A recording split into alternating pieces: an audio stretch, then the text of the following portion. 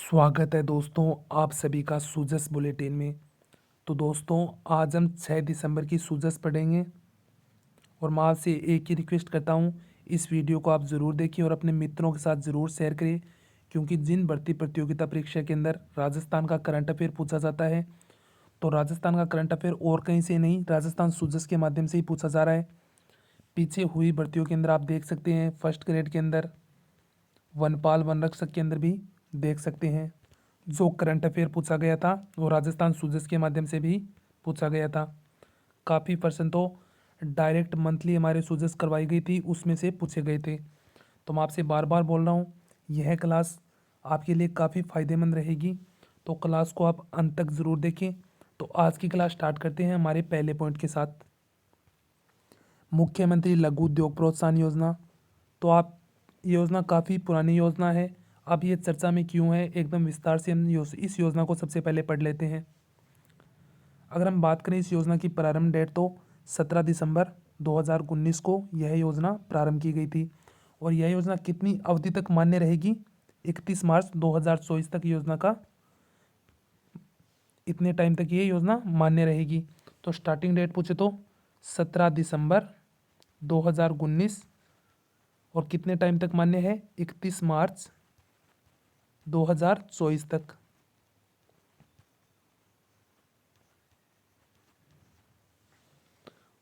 और उद्देश्य की बात करें तो इस योजना का मुख्य उद्देश्य है कि बेरोजगारी दर के अंदर कमी करना और युवाओं को स्वरोजगार हेतु प्रोत्साहन करना।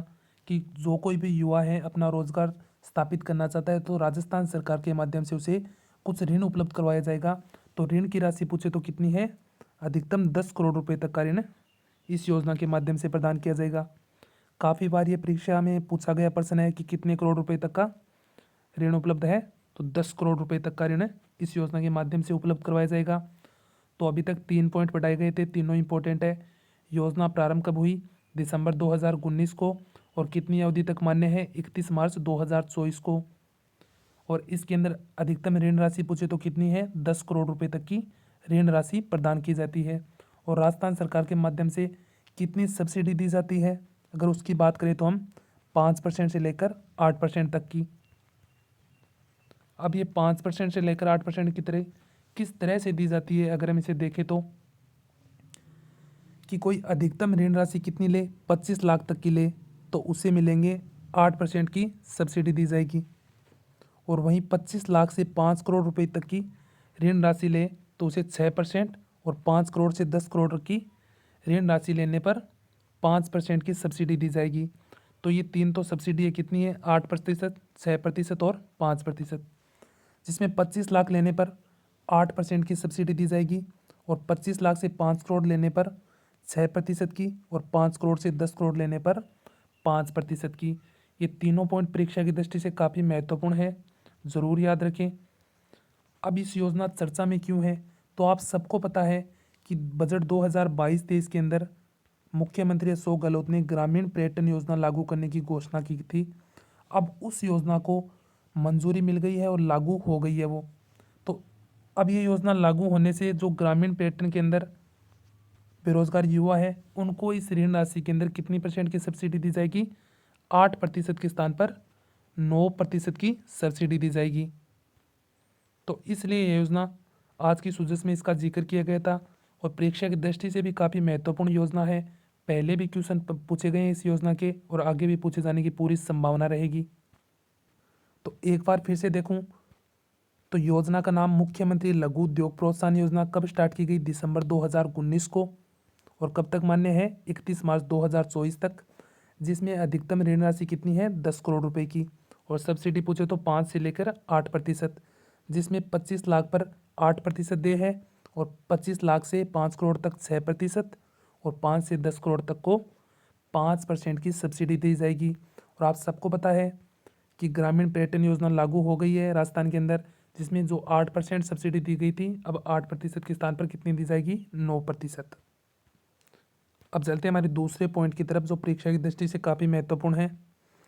इंदिरा महिला शक्ति प्रशिक्षण एवं कौशल संवर्धन योजना। तो अब यह योजना क्या है, एक बार आपको पहले भी पढ़ाई गई थी। इस योजना के माध्यम से महिलाएं एवं बालिकाओं को निःशुल्क कंप्यूटर का प्रशिक्षण उपलब्ध करवाया जाएगा, जिसमें उसके इंग्लिश स्पोकन कोर्स, व्यक्तित्व का, अकाउंटिंग आदि इस तरह की जो पाठ्यक्रम इसके अंदर सम्मिलित किए गए हैं उनका कोर्स इसके माध्यम से उपलब्ध करवाया जाएगा। तो अगर ऐसे हम पॉइंटों के माध्यम से पढ़ें तो इंदिरा महिला शक्ति प्रशिक्षण व कौशल संवर्धन योजना कौन सी विभाग के तहत संचालित हो रही है? महिला एवं बाल विकास विभाग। तो ये विभाग काफ़ी बार परीक्षा के अंदर पूछे जाते हैं, तो आप इन्हें ज़रूर याद रखें। मैं हर योजना का विभाग आपको बता रहा हूँ और इसके लाभार्थी तो आप सबको पता है, राज्य की महिला और छात्राएं या लड़कियां। और इसके अंदर लाभ क्या मिलेगा? निःशुल्क कंप्यूटर का प्रशिक्षण देना। और उद्देश्य है कि महिलाओं को आधुनिक विकास करना, जो आधुनिक तकनीकी चल रही है जिसके माध्यम से कंप्यूटर का, टेक्नोलॉजी का विकास हो रहा है, जो उनका उन सभी का प्रशिक्षण महिलाओं के अंदर देना इस योजना का मुख्य उद्देश्य है। तो इसका नेक्स्ट पॉइंट पढ़े तो इंदिरा महिला शक्ति प्रशिक्षण एवं कौशल संवर्धन योजना के अंतर्गत राज्य की महिलाओं को निःशुल्क कंप्यूटर का प्रशिक्षण देना, स्पोकन इंग्लिश का ज्ञान देना, व्यक्तित्व विकास का प्रशिक्षण देना और कंप्यूटर पर अकाउंटिंग का ज्ञान करना और सैद्धांतिक एवं कंप्यूटर आधारित प्रशिक्षण दिया जाएगा। तो इसके माध्यम से ये सभी उपलब्ध करवाया जाएगा, जिसमें निःशुल्क कंप्यूटर प्रशिक्षण, स्पोकन इंग्लिश का ज्ञान, व्यक्तित्व विकास का प्रशिक्षण और कंप्यूटर पर अकाउंटिंग का ज्ञान और सैद्धांतिक एवं कंप्यूटर पर आधारित प्रशिक्षण दिया जाएगा। तो इन जो इसके अंदर सम्मिलित पाठ्यक्रम है उसको हम एकदम विस्तार से पढ़ते हैं इस योजना के माध्यम से। तो सबसे पहला पाठ्यक्रम है RSCAT, जिसे निःशुल्क कंप्यूटर प्रशिक्षण है इसके माध्यम से। तो जो प्रशिक्षण की अवधि है वो कितनी है? 132 घंटे, जो अधिकतम 3 माह की अवधि तक का होगा। तो काफ़ी इंपॉर्टेंट है, ज़रूर याद रखना। प्रशिक्षण अवधि कितनी है? 132 घंटे या 3 माह के लिए। और आयु सीमा पूछे तो 16 वर्ष से लेकर 40 वर्ष। और क्वालिफिकेशन पूछे तो 10वीं पास महिला इस योजना के अंदर पात्र मानी जाएगी। ओनली एक RSCAT कोर्स है जिसके माध्यम से सिर्फ 10वीं पास है, और जो 2 कोर्स इस योजना के तहत सम्मिलित है, जो एक तो है RSCFA और दूसरा है RSCSEP। इन दोनों में 12वीं पास होना अनिवार्य है। और आयु सीमा के अंदर तो थोड़ा अंतर मिलेगा दोनों पाठ्यक्रम में, लेकिन 16 से 40 यही है। तो अब बात करते हैं, दूसरा पाठ्यक्रम है RSCFA। इसके माध्यम से कंप्यूटर पर अकाउंटिंग का ज्ञान दिया जाएगा। जो अकाउंटिंग का ज्ञान होगा वो किसके माध्यम से? टेली सॉफ्टवेयर के माध्यम से दिया जाएगा। तो कौन सी सॉफ्टवेयर है? टेली सॉफ्टवेयर। इसकी प्रशिक्षण अवधि कितनी है? 100 घंटे है, जिसमें 2 घंटे तो प्रतिदिन दिया जाना अनिवार्य है, और सप्ताह में कितना दिन दिया जाएगा? 5 दिन। तो सप्ताह में 5 दिन और अधिकतम एक दिन के अंदर कितना है? 2 आवर। और कुल प्रशिक्षण अवधि पूछे तो 100 घंटे। और RSCAT कितनी थी? 132 घंटे।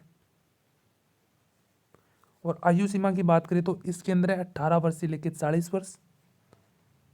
और वहीं RSCAT में थी 16 वर्ष से लेकर 40 वर्ष। और शैक्षणिक योग्यता आपको बता दी गई है, 12वीं उत्तीर्ण है, और RSCAT के अंदर 10वीं उत्तीर्ण है। और वहीं तीसरा कोर्स है RSCSEP। तो इसके माध्यम से क्या होगा कि इसके माध्यम से स्पोकन इंग्लिश का ज्ञान दिया जाएगा और व्यक्तित्व विकास का प्रशिक्षण दिया जाएगा।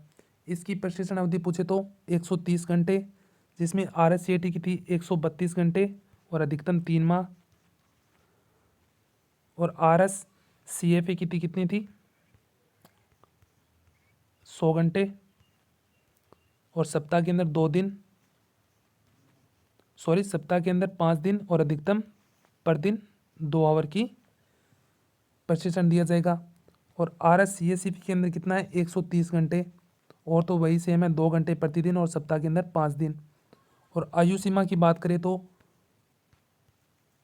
RSCAT के अंदर कितनी थी? 16 वर्ष से लेके 40 वर्ष। और RSCF के अंदर कितनी थी? 18 से 40। और RSCSEP के अंदर कितनी है? 16 से 45 वर्ष। तीनों को आप याद रख लेना, परीक्षा की दृष्टि से काफ़ी महत्वपूर्ण है। और शैक्षणिक योग्यता आपको बताई गई है 12वीं पास की महिला।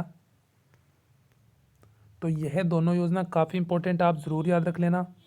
अब तीसरा हमारा मिशन है कि मिशन निर्यातक बनो। ये आपको पहले भी पढ़ाया जा चुका है, तो इसके अंदर 2 से 3 पॉइंट है जो आपको याद रखने हैं।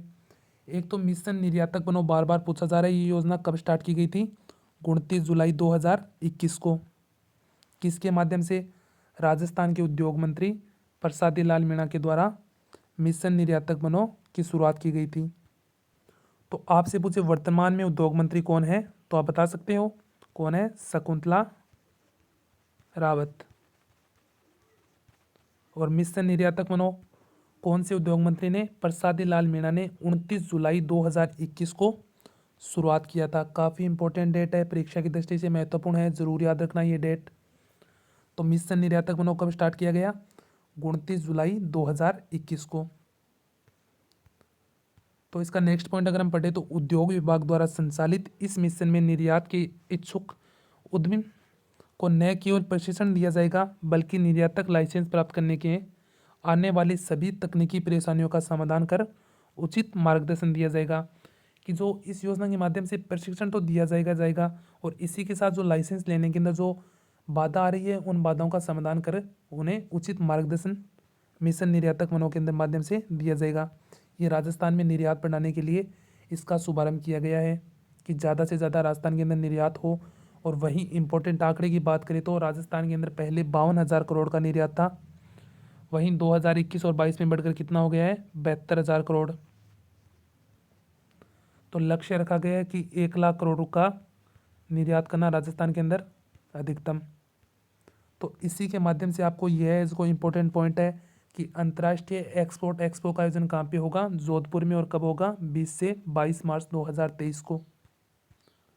तो इस अंतर्राष्ट्रीय एक्सपोर्ट एक्सपो के अंदर निर्यात संबंधी जानकारी दी जाएगी और राजस्थान के अंदर निर्यात को बढ़ावा मिलेगा। तो आपकी इसकी डेट काफ़ी इंपॉर्टेंट है। मिशन निर्यातक बनो कब स्टार्ट हुआ था? 29 जुलाई 2021 को।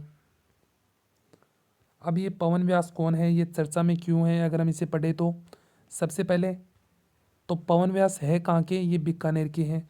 ये दुनिया की सबसे बड़ी पगड़ी जो कितनी थी? 478.5 मीटर व दुनिया की सबसे छोटी पगड़ी बनाकर वर्ल्ड बुक ऑफ गिनीज में अपना नाम दर्ज करवाया है। तो ये पवन व्यास ये पगड़ी बांधने वाले हैं जिसने सबसे बड़ी पगड़ी और सबसे छोटी पगड़ी बनाकर अपना नाम वर्ल्ड बुक ऑफ गिनीज में अपना नाम दर्ज करवाया है। और है कहाँ के? ये बीकानेर के। और ये अभी हाल ही के अंदर चर्चा में क्यों है? तो आप सबको पता है कि उदयपुर के अंदर G20 शेरपा का सम्मेलन का आयोजन हो रहा है। उस 29 देशों के अंदर जो प्रतिनिधि आए थे उन सबको इसने पगड़ी बांधी थी अलग अलग प्रकार की, और स्वयं एक 5 किलो की पगड़ी धारण की थी। तो इसलिए चर्चा में है। तो इसका पहले किया गया काम काफ़ी इंपॉर्टेंट है, ज़रूर याद रखना।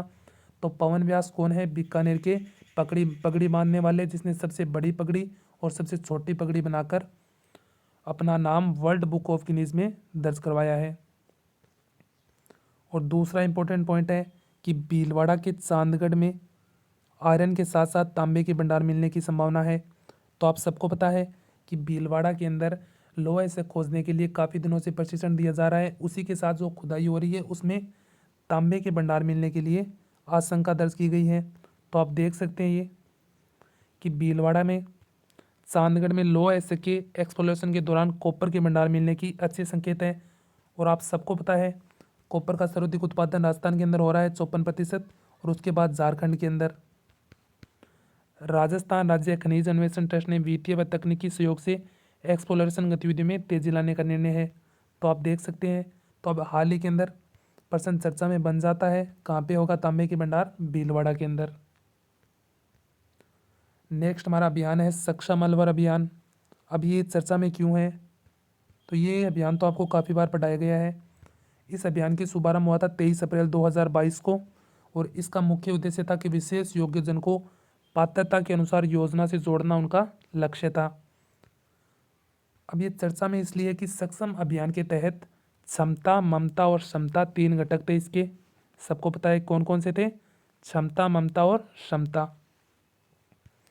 इन तीनों घटकों के माध्यम से जो ममता घटक है उसके लिए नारी चौपाल का आयोजन किया जा रहा है। अब ये नारी चौपाल क्या है इसे हम आगे पढ़ेंगे। तो किसका आयोजन हो रहा है? नारी चौपाल का 6 दिसंबर 2022 से 31 जनवरी 2023 तक। तो डेट भी काफ़ी इंपॉर्टेंट है, 6 दिसंबर 2022 से लेके 31 जनवरी 2023 तक इसका आयोजन होगा। और इसका शुभारंभ कहाँ पे होगा? राजगढ़ उपखंड में 6 दिसंबर को। तो सक्षम अभियान कहाँ से है? अलवर जिले से संबंधित है। और कब से स्टार्ट किया गया था? 23 अप्रैल को। और इसका मुख्य उद्देश्य है कि विशेष योग्यजन को पात्रता के अनुसार योजनाओं से जोड़ना, और इस योजना का मुख्य लक्ष्य है।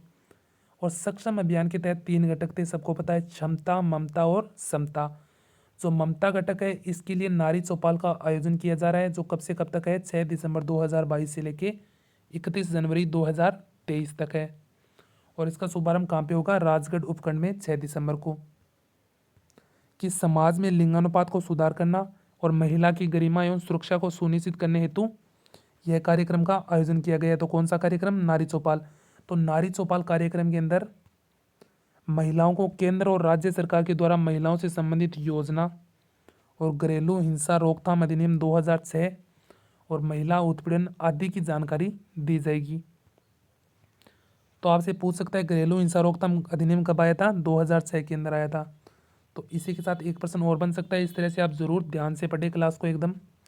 अब एक बार हम संपूर्ण सूचीज को रिवाइज कर लेते हैं। काफ़ी इंपॉर्टेंट सूचीज थी आज की। मुख्यमंत्री लघु उद्योग प्रोत्साहन योजना कब स्टार्ट की गई थी? 17 दिसंबर 2019 को, और 31 मार्च 2024 तक जारी रहेगी, जिसमें अधिकतम 10 करोड़ रुपए तक का ऋण उपलब्ध करवाया जाएगा। अगर कोई 25 लाख का ऋण लेता है तो उसे 8% की सब्सिडी, और 25 लाख से 5 करोड़ का लेता है तो उसे 6%, और 5 करोड़ से 10 करोड़ का लेता है तो उसे 5% की सब्सिडी दी जाएगी। अब राजस्थान के अंदर ग्रामीण पर्यटन योजना लागू हो गई है। तो ग्रामीण क्षेत्रों के अंदर रह रहे उसको ऋण ले रहे हैं, तो 8% के स्थान पर कितना मिलेगा ऋण? 9% की सब्सिडी दी जाएगी। और दूसरी थी इंदिरा महिला शक्ति प्रशिक्षण एवं कौशल संवर्धन योजना, जो कौन से विभाग के तहत है? महिला एवं बाल विकास विभाग। तो इस योजना में महिलाओं को निःशुल्क कंप्यूटर का शिक्षण, व्यक्तित्व विकास, और जैसे कंप्यूटर पर अकाउंटिंग का ज्ञान आदि दिया जाएगा। तो इनमें सम्मिलित पाठ्यक्रम है, जैसे RSCIT है। तो इनकी प्रशिक्षण की अवधि 3 माह है, और आयु पूछे तो 16 से 40 वर्ष, और योग्यता पूछे तो 10वीं पास। दूसरा था RSCFA, जो अधिकतम अवधि है 100 घंटे, जो 2 घंटे प्रतिदिन है, सप्ताह में कितना है? 5 दिन, और आयु पूछे तो 18 से 40 वर्ष, और योग्यता 12वीं पास। तीसरा कोर्स था CSEF, तो इसमें स्पोकन इंग्लिश का ज्ञान और व्यक्तित्व विकास का प्रशिक्षण दिया जाएगा, और प्रशिक्षण की अवधि पूछे तो 130 घंटे, 2 घंटे प्रतिदिन, और सप्ताह में कितने दिन? 5 दिन। आयु सीमा और शैक्षणिक योग्यता है 12वीं पास, आयु सीमा 16 से 45 वर्ष। मिशन निर्यातक बनो काफ़ी इंपॉर्टेंट है। ये कब स्टार्ट किया गया था? 29 जुलाई 2021 को राजस्थान के उद्योग मंत्री प्रसादी लाल मीणा के द्वारा। और वर्तमान में उद्योग मंत्री कौन है? शकुंतला रावत। ये चर्चा में क्यों है? क्यों पहले 52,000 करोड़ का निर्यात हो रहा था राजस्थान के अंदर, तो 2021 के अंदर 52,000 से बढ़कर कितना हो रहा है? 72,000 करोड़ का, और 1 लाख का लक्ष्य रखा गया है। और अंतर्राष्ट्रीय एक्सपोर्ट एक्सपो का आयोजन 20 से 22 मार्च कहाँ पे? जोधपुर में। यह इंपॉर्टेंट है परीक्षा की दृष्टि से, जरूर याद रखें। पवन व्यास जो कहाँ के? बीकानेर के, जो दुनिया की सबसे बड़ी पगड़ी, जो 478.5 मीटर है, और दुनिया की सबसे छोटी पगड़ी बनाकर अपना नाम वर्ल्ड बुक ऑफ गिनीज में दर्ज करवाया गया है। और ये भीलवाड़ा के चांदगढ़ में लोह अयस्क के साथ साथ कौन से अयस्क मिल रहे हैं? तांबा के भंडार। सक्षम अलवर अभियान कब स्टार्ट किया गया था? 23 अप्रैल को। और इसके 3 घटक है, क्षमता, ममता और क्षमता। तो ममता घटक के लिए नारी चौपाल का आयोजन किया गया है, जो कब से कब तक है? 6 दिसंबर 2022 से लेके 31 जनवरी 2023 तक। और इसका शुभारंभ कहाँ पे होगा? राजगढ़ उपखंड में। और इसमें क्या होगा? मुख्य उद्देश्य समाज में लिंगानुपात का सुधार करना, महिला की गरिमा एवं सुरक्षा सुनिश्चित करना। और इस नारी चौपाल के आयोजन में क्या दिया जाएगा? कि महिलाओं को केंद्र और राज्य सरकार द्वारा महिलाओं से संबंधित योजना और घरेलू हिंसा रोकथाम अधिनियम 2006 के बारे में, और महिला उत्पीड़न आदि के बारे में जानकारी दी जाएगी। तो धन्यवाद दोस्तों। अगर आपको वीडियो अच्छा लगा है तो वीडियो को ज़रूर लाइक करें, और इस वीडियो की PDF 500 व्यूज़ होने के बाद आपको हमारे टेलीग्राम चैनल पर उपलब्ध करवा दी जाएगी। और आपसे बार बार बोल रहा हूँ कि वीडियो को ज़्यादा से ज़्यादा शेयर करें, जिससे हमें भी मोटिवेशन मिलेगा। धन्यवाद दोस्तों, मिलते हैं नेक्स्ट वीडियो के अंदर।